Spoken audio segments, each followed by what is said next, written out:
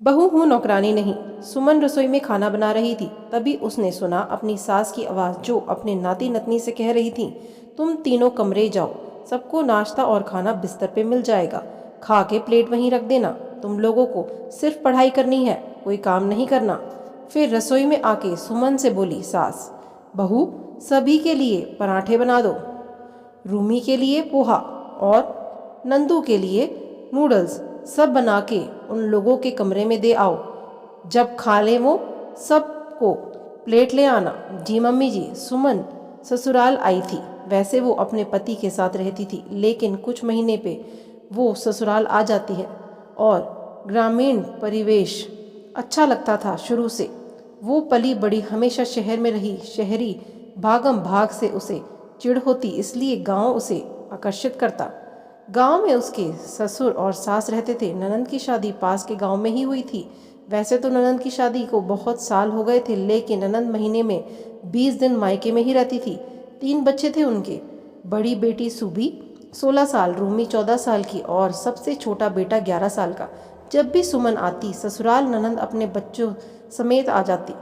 घर में गाड़ी के लिए भी एक आदमी था। 8-9 लोगों के परिवार में सुमन अकेली पूरे घर के काम करती, लेकिन कोई एक गिलास पानी से भी मदद नहीं करते। उसके बाद दिन भर सास ननद के ताने। सुमन के पति को अपने घर के सदस्य के बारे में भली भांति पता था, इसलिए वो हर बार सुमन को मना करता कि तुम मत जाओ, मेरे साथ चलना, फिर मेरे साथ ही आ जाना।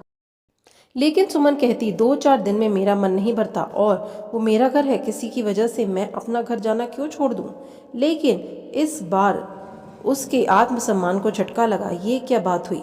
बच्चे इतने छोटे बच्चे तो नहीं हैं कि खुद से खाना न ले पाएं या प्लेट अपनी उठा के ना दे पाएं। फिर सासू माँ का इस तरह से कहना, मैं क्या नौकरानी हूँ? इस बारे में सासू माँ से बात करनी होगी। शाम में वो सासू माँ के साथ आंगन में बैठी थी, तो उसने सोचा अभी बात कर लूं।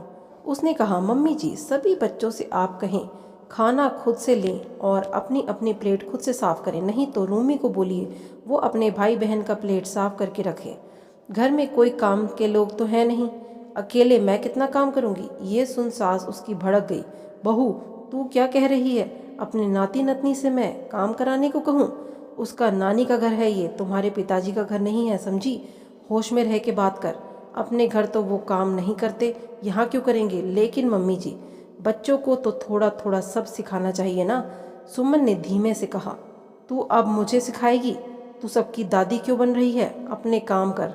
सास ने अपने तेवर दिखाते हुए कहा। सुमन थोड़ा धीरे लेकिन कठोर स्वर में बोली, ठीक है मम्मी जी, आपको जैसे रहना है रहिए, लेकिन मैं आपके घर की बहू हूँ, नौकरानी नहीं। जितने काम मुझसे होंगे उतने ही करूँगी, किसी के पीछे नहीं लगी रहूँगी। ना ही सबके लिए अलग अलग नाश्ता खाना बनाऊँगी। एक ही तरह का नाश्ता बनेगा, जिसको खाना है खाए, वरना अपने से बनाए। ये घर मेरा भी है, इसलिए मेरा काम क्या है मुझे बताने की ज़रूरत नहीं है। सास अपना सा मुँह लेके उसको देखती रह गई। आशा करती हूँ आपको ये कहानी अच्छी लगी होगी। चैनल पर नए हैं तो चैनल को सब्सक्राइब करें। धन्यवाद।